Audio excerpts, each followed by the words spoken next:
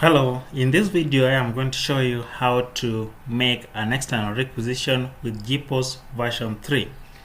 In our earlier video we made an internal requisition.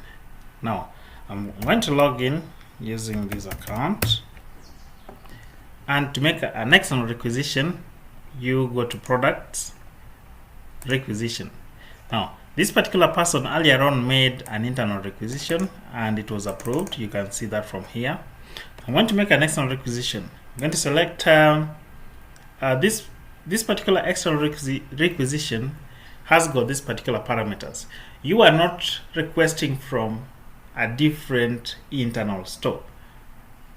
That means it is not peer-to-peer. That is what you must know.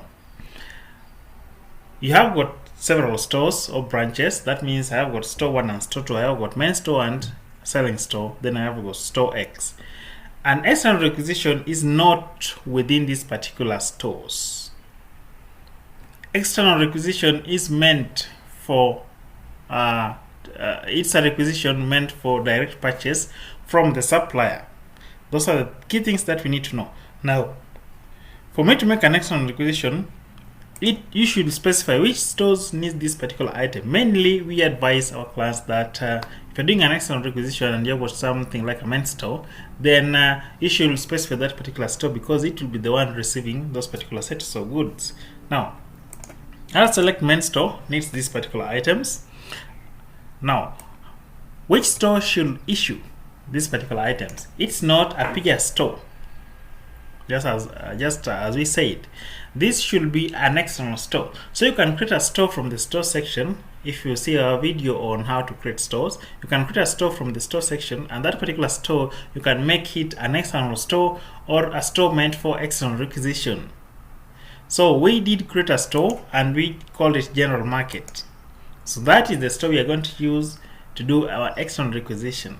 Now, this particular store which needs these particular items is the store which will be carrying this particular requisition up to the LPO stage, and that will be like the receiving store. So what's the priority of the requisition? I'll leave that to be medium as default, and then I'll select external requisition. Now, the moment I'm doing this particular select supplier option appears because external requisitions are associated with suppliers. So if I have got suppliers registered, and we can see that from our earlier video on how to register suppliers on customers, because I'll select just supplier XYZ Limited. I'll select the items which I need. I need maybe soda, and in this case I'll need also Minute Maid. I'll need 10 of that, and I'll need 20 of this. I'll specify the approximate prices, that is the buying price. If I don't know, then I'll just leave it as default empty. The system will auto-generate the prices when this particular requisition is converted to an LPO. Now, I'll not have any notes, but then if you just have anything to note, you can put it there. Maybe we need this because of this. The initial supplies are depleted because of 1 to 3 reasons. That is if it's something outside the normal.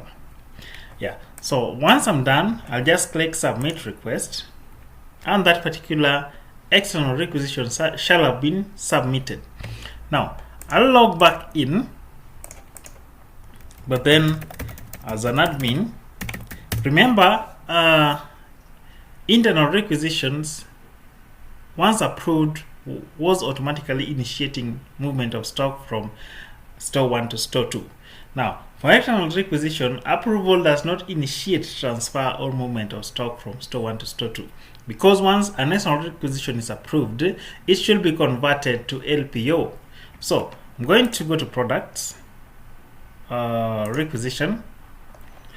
I'm going to see the new requisition coming in. It's an external requisition. If I got the rights, I'll just click on action, then view. Now, in this particular requisition, I can approve this requisition and convert it to LPO because this particular requisition needs to go further so that the LPO is generated, given to the supplier. Something that you need to know. When you're making an external requisition, the stock control officer doing this should categorize their group of items very well. That means I can make three or two external requisition, two different external requisition. One is for this particular set of products, because we know this particular set of products is being supplied by supplier X. Then I make a second requisition for a given set of products or items, because I know this particular different set is supplied by a different supplier called Y.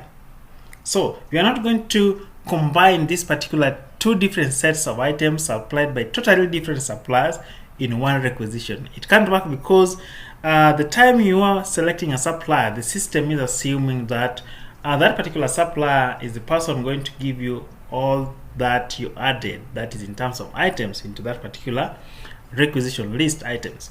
Now, that is something that you need to know. So the person doing this should arrange or categorize their items well, of course, against the supplier, and then make the respective requisitions.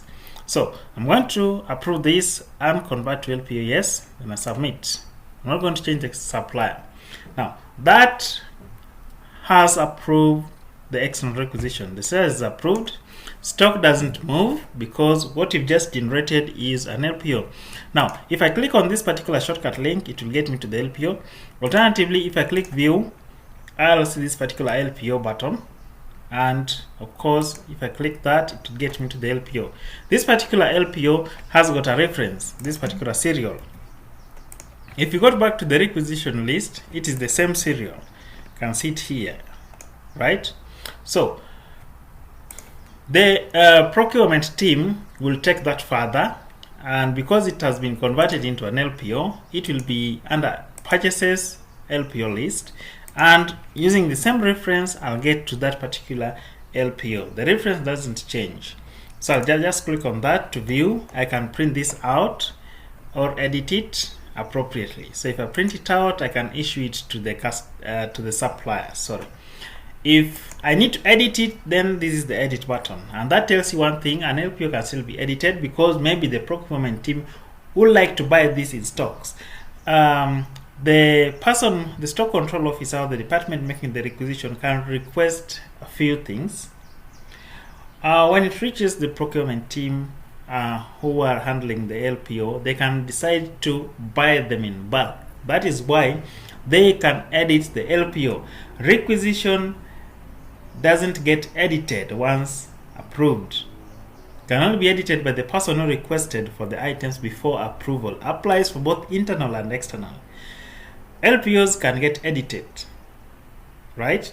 So once I edit the LPO, I can still edit, and of course still send this to the supplier.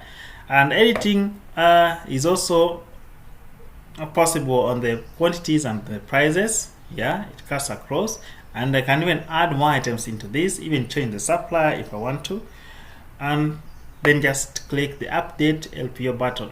Now if these particular items are received, that means the supplier comes with their delivery note, of course attaching this particular LPO that we sent them.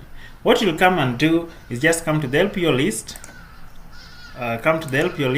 search for that particular LPO serial, open that LPO, click edit button.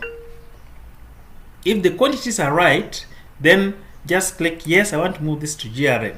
If the quantities have changed, update those quantities appropriately, and still check yes, and then update that particular LPO. It will receive those particular goods, and it will no longer be an LPO. It will be found in the purchase list, and in this particular purchase list, remember the reference does not change, and if I open it, it is a GRN. It has already been converted to a GRN, just awaiting payment, because it has got a balance and some payments need to be made below that particular GRN document. So that is how you are going to do an external requisition. That is how it is going to be approved. If you need to convert it to an LPO, you can do that, and if you need to receive those particular goods which were in the LPO delivered by the supplier, that is how you are going to do it. So thank you, and stay tuned for our next videos.